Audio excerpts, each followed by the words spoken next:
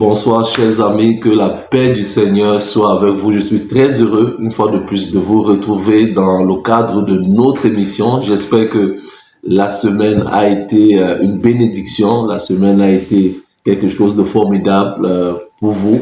Voilà, Dieu nous a visités, Dieu a fait des grâces dans nos vies et nous voulons lui dire merci à travers cette émission et j'ose croire que de même toi de l'autre côté, tu as été béni et que l'Éternel t'a visité. Voilà, comme à l'accoutumée, nos rubriques sont les mêmes. Nous allons continuer le voyage spirituel à travers cette émission et l'Éternel, encore ce soir, va nous parler. Alors, mon ami, je te demanderai de rester connecté, voilà, de ne pas te distraire, de rester connecté parce que l'Éternel va te parler ce soir à travers cette émission.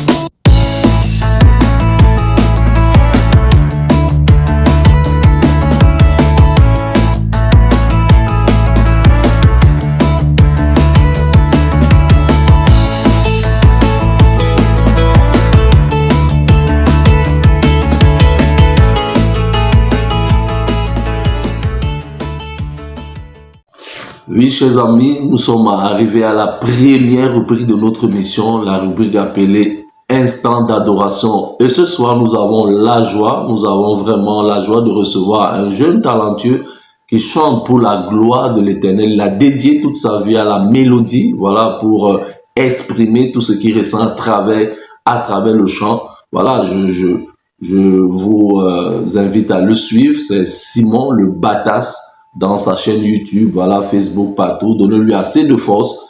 Et il nous présente le titre « Mon fidèle ami » que je vous invite à écouter maintenant et on se reprend tout juste derrière.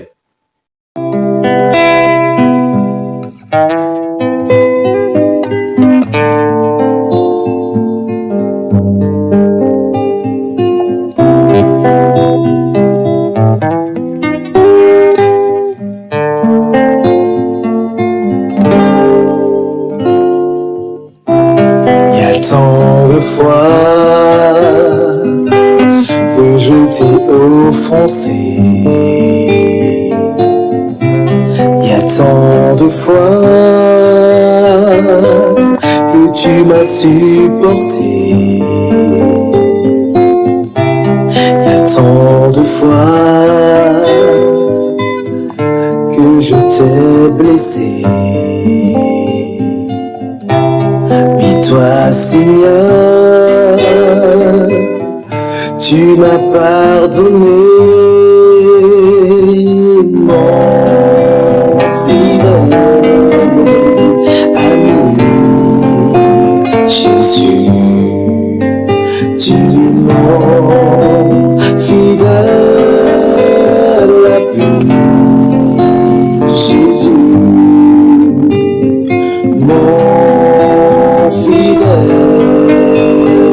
ami, Jésus, tu es mon fidèle appui, Jésus,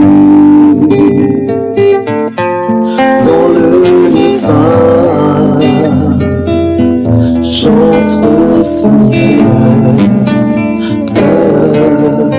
Car auprès de toi, il y a la vie.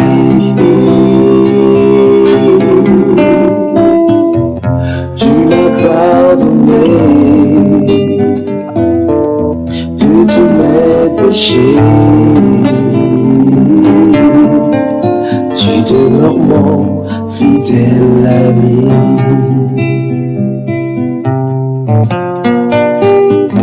Même si aujourd'hui la mort peut frapper et que tous mes amis m'abandonnent,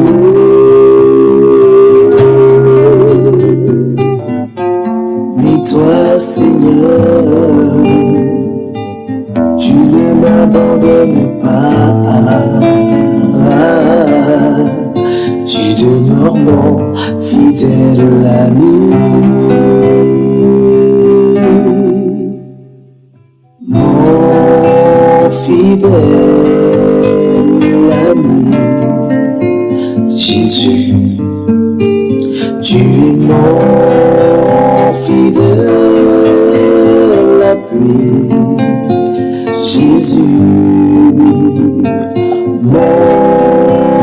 fidèle ami, Jésus, tu es mon fidèle appui, Jésus, mon fidèle ami, Jésus.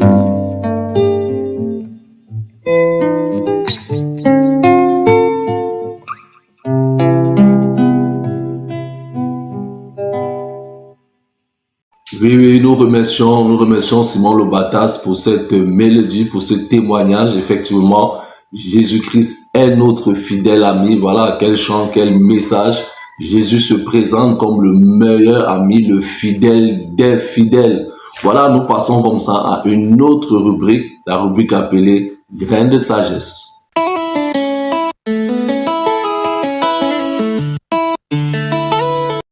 Oui, chers amis, ce soir, notre sagesse est tirée de Proverbes, le chapitre 13, le verset 9. Proverbes, le chapitre 13, le verset 9, qui dit ceci. La lumière des justes est joyeuse, mais la lampe des méchants s'éteint. La lumière des justes est joyeuse, mais la lampe des méchants s'éteint. Alors, chers amis, ce verset nous rappelle qu'il existe une différence entre ce qui brille un instant et ce qui éclaire durablement. La lumière des justes représente une vie guidée par Dieu, une vie remplie de paix, d'espérance et de vérité. Même dans les difficultés, celui qui marche avec Dieu garde une lumière intérieure qui ne dépend pas seulement des circonstances. À l'inverse, vous savez bien, la lampe des méchants peut représenter les succès obtenus sans Dieu, les apparences, l'orgueil ou les choses qui semblent impressionnantes, mais qui n'ont pas de fondement solide. Donc, cette lumière peut sembler forte pour un temps, mais elle finit par s'éteindre. Alors, la vraie question n'est donc pas seulement « est-ce que je brille ?», mais plutôt « quelle est la source de ma lumière ?» Car une lumière qui vient de Dieu apporte une joie qui demeure. Alors, mon frère, ma soeur, que notre prière soit celle-ci. Seigneur, fais de ma vie une lumière qui éclaire les autres et qui reste allumée par ta présence. Que l'Éternel nous bénisse à travers cette sagesse. Amen. Oui, chers amis, nous arrivons comme ça à une autre rubrique. Voilà la rubrique appelée « Message de vie ».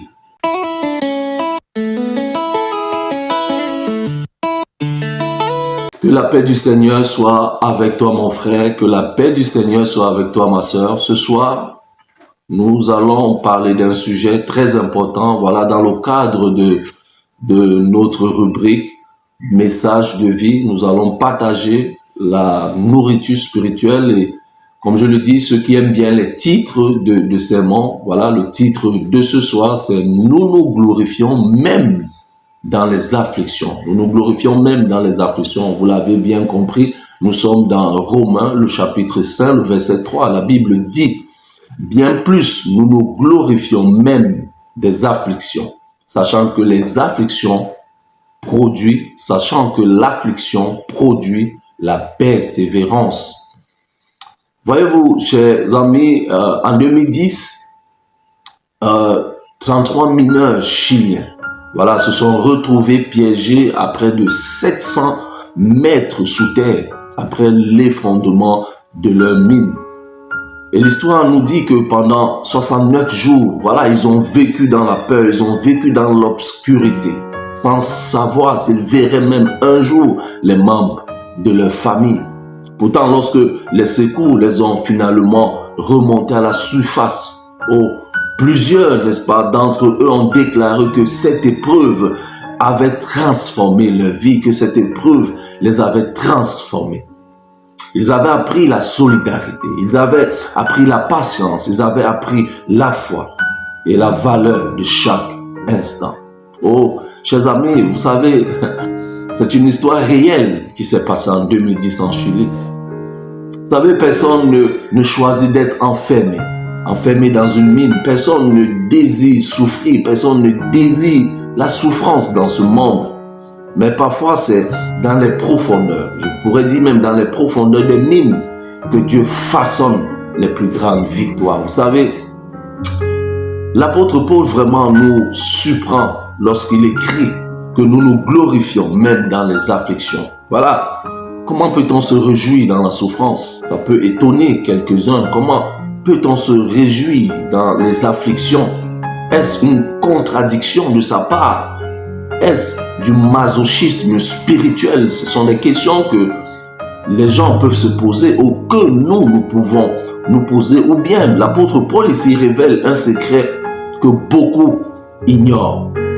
Voilà, chers amis, pour comprendre ce verset, il faut regarder à ce qui précède. Voilà au chapitre 5, voilà le verset 1, le verset 2, Paul vient d'expliquer que nous sommes justifiés. Nous sommes justifiés par la foi en Jésus-Christ. Et il déclare bien évidemment que nous avons la paix en Dieu avec Dieu, que nous avons accès à sa grâce. Il déclare que nous avons l'espérance de la gloire future.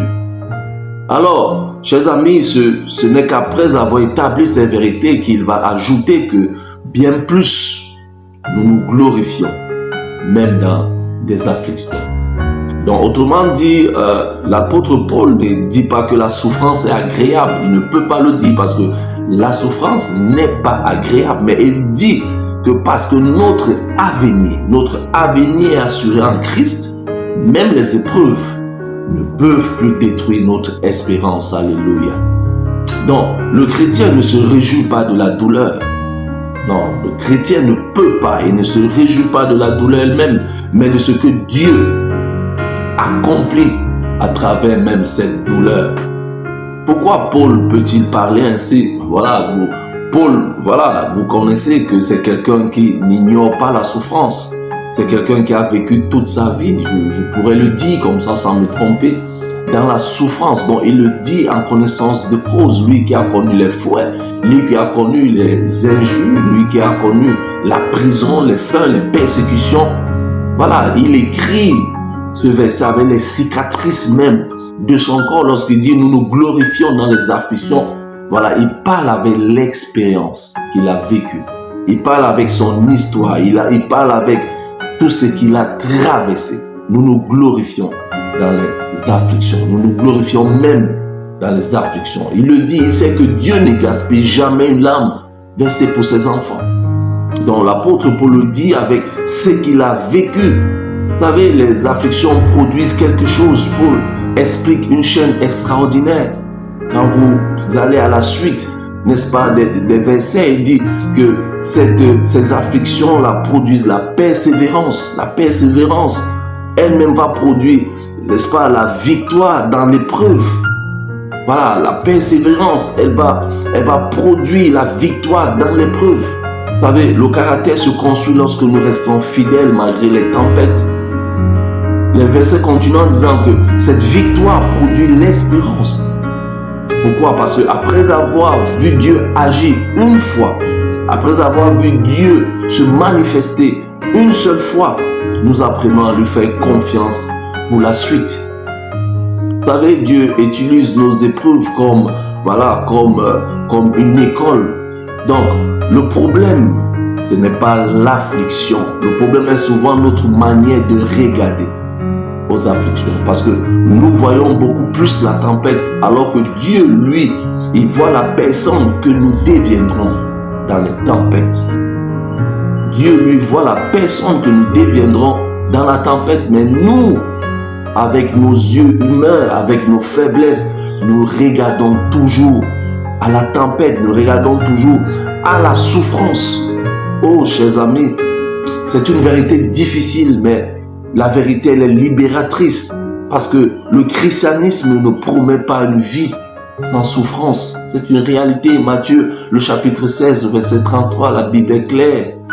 Vous aurez des tribulations dans le monde. C'est Jésus qui le dit lui-même, que vous aurez des tribulations dans le monde. Mais prenez courage, parce que j'ai vaincu le monde. Voilà, la Bible dit, tous ceux-là qui vont vouloir vivre pieusement seront persécutés. Oui, le christianisme, c'est une vérité qui est difficile à entendre, mais c'est réel.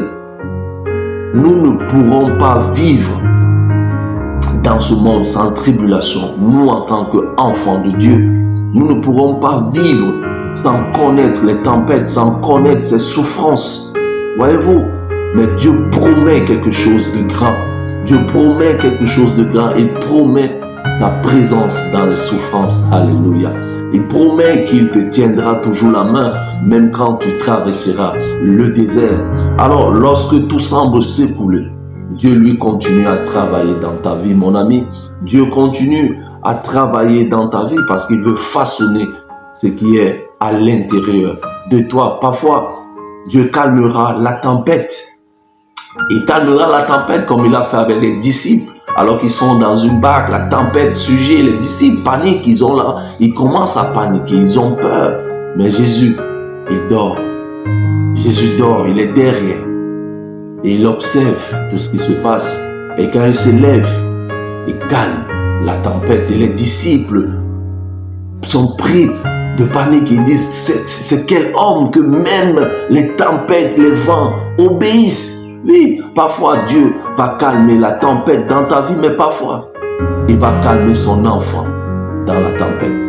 Donc il faut faire la nuance entre ces deux choses. Il y aura des moments où Dieu va calmer la tempête dans ta vie, mais parfois il va choisir calmer son enfant dans la tempête. Il va choisir donner la paix du cœur à son enfant pendant les moments de souffrance. Oh, l'Éternel est merveilleux. Je voudrais que tu glorifies le nom de l'Éternel.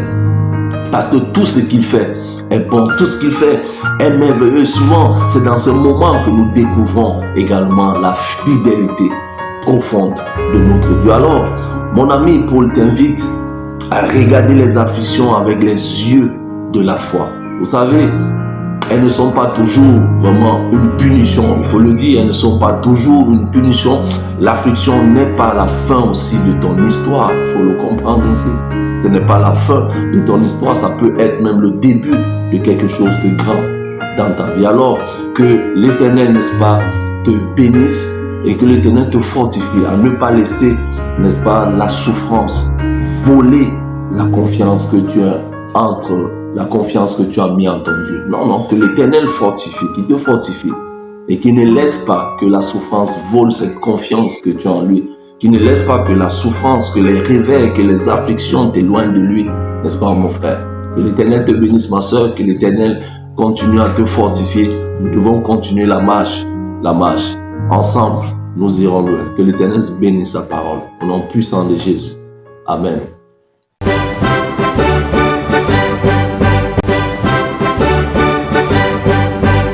Oui, chers amis, nous glorifions l'Éternel pour ce message. Voilà, nous glorifions l'Éternel pour cette nourriture spirituelle. Nous sommes arrivés comme ça à une nouvelle rubrique, la rubrique appelée « Cœur en prière ».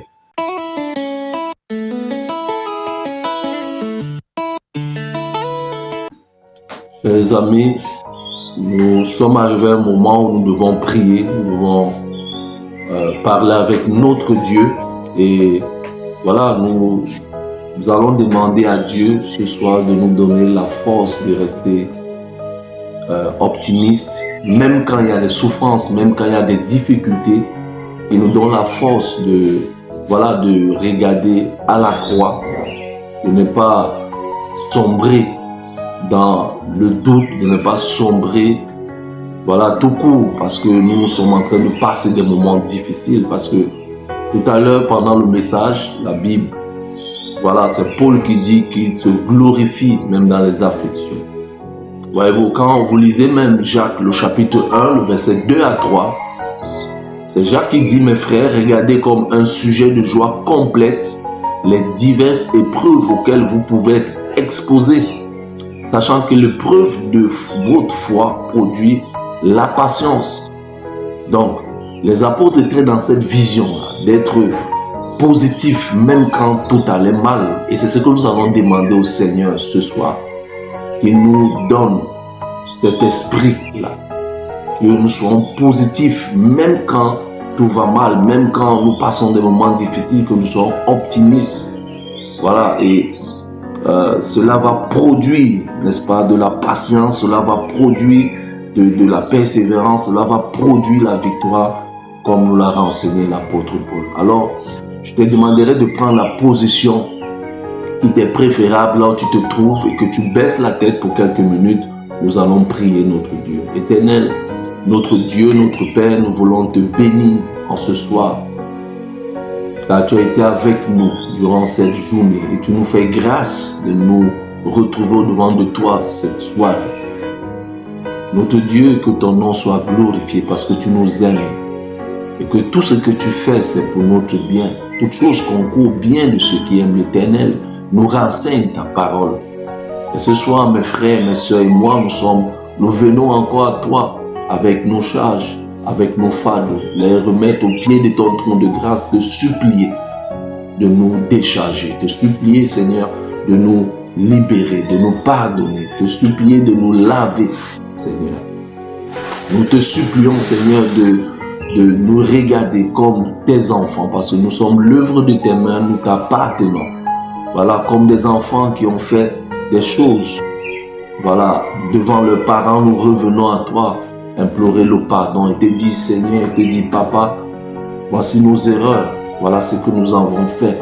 Mais comme le Fils prodigue, nous revenons à toi parce que nous t'aimons. Nous revenons à toi parce que nous reconnaissons que tu es celui-là qui nous aime. Nous reconnaissons, Seigneur, que la seule protection vient de toi, que tu es le seul qui nous nourrit, que tu es le seul qui nous aime. Il te plaise de nous accueillir, Seigneur, de nouveau en cette soirée comme tes enfants. Alors que, Seigneur, tu nous as pardonné, que tu nous as reçus, que tu nous as, Seigneur, pris dans tes bras. Nous voulons te supplier, alors que tu connais le contexte humain, le contexte des difficultés, le contexte des souffrances, nous te prions, Seigneur, comme l'apôtre Paul, comme Jacques, de nous donner la joie, même quand nous passons des moments difficiles, de nous donner un esprit positif, de faire de nous des hommes et des femmes optimistes, même quand tout va mal. C'est vrai, c'est quelque chose de difficile, c'est même incompréhensible d'être en joie, même quand il y a la souffrance. Mais c'est possible par ta grâce et ton accompagnement. Si les apôtres ont vécu cela, si les apôtres ont vécu ces souffrances, mais qui sont restés optimistes, qu'ils ont toujours gardé la foi, c'est possible avec nous aujourd'hui. Je prie pour mon frère, pour ma soeur, qui voulait tomber dans le découragement, qui voulait tout abandonner, qui lavait les mains, Seigneur, de vivre. Je voudrais, Seigneur, que tu agisses dans sa vie ce soir et maintenant, afin que, Seigneur, qu'elle puisse se libérer, qu'elle puisse enfin retrouver la joie de vivre, qu'elle retrouve la paix dans son cœur, Seigneur. Je te prie au nom puissant de Jésus de te manifester. Seigneur, accepte cette prière, accepte, Seigneur, cette prière, accepte, Seigneur, cette supplication. Et Seigneur, viens dans nos vies, Seigneur. Viens dans nos vies, agis puissamment au nom puissant, Seigneur, de Jésus-Christ. Agis. Nous avons besoin, Seigneur, de toi. Accepte cette prière, Seigneur. Visite mon frère, visite ma soeur, visite chacun d'entre nous. Oh Seigneur, nous n'avons que toi. Nous n'avons que toi, Seigneur. Ne laisse pas que, Seigneur, les difficultés de la vie, ne laisse pas, Seigneur, que les problèmes de la vie nous éloignent de toi. Tout au contraire, que ces problèmes, Seigneur, que nous les prenions, Seigneur, avec pincette, que nous les prenions, Seigneur, selon ton esprit. Merci, Seigneur, d'avoir accompli cela dans ma vie, d'avoir accompli cela dans la vie de mes frères, d'avoir accompli cela dans la vie des prophètes, des disciples. Donne-nous de regarder toujours à toi. Donne-nous, Seigneur, d'être, n'est-ce pas, optimistes, d'être joyeux, tout joyeux, bénissant le Seigneur jour après jour. Que Satan lui-même se rende compte qu'il n'a pas eu de pouvoir, qu'il n'a pas pu nous terrasser et qu'il se loigne, Seigneur, de nous. Que ton nom, Seigneur, continue à être élevé dans nos cœurs. Que ton nom continue à être élevé dans nos vies. Et que partout nous serons, que, Seigneur, nous présentons ton nom. Que partout nous serons, Seigneur, que nous démontrons que tu vis à chacun d'entre nous. Accepte cette prière, non pas parce que nous méritons, non, nous ne méritons rien, mais nous parlons et nous prions et nous nous mettons derrière les mérites de notre Seigneur et Sauveur Jésus-Christ, en lui seul. Amen. Voilà, nous glorifions notre Dieu. Nous sommes arrivés au terme de cette émission, de cette soirée. Nous remercions Dieu d'avoir été avec nous. J'espère que vous avez retenu quelque chose. J'espère que vous avez, n'est-ce pas, gagné quelque chose de spirituel ce soir. En tout cas, moi, je glorifie l'Éternel parce que l'Éternel continue à travers ses messages, à travers ses prières, n'est-ce pas, à nous aider à grandir spirituellement et continue à nous visiter. Mon ami, que l'Éternel continue à faire des grandes choses dans ta vie. Voilà, apprends aussi à témoigner, apprends à dire merci à Dieu en toutes circonstances. Voilà, comme je le dis d'habitude, continuez à partager, continuez à liker, continuez à commenter, à vous abonner pour donner plus de force à cette émission. Mon ami, porte-toi bien, mon ami, voilà, prends soin de toi et que l'Éternel te garde, que l'Éternel permette que nous puissions nous revoir la semaine prochaine pour recevoir plus de bénédictions. Au revoir, alors prenez soin de vous, bye bye.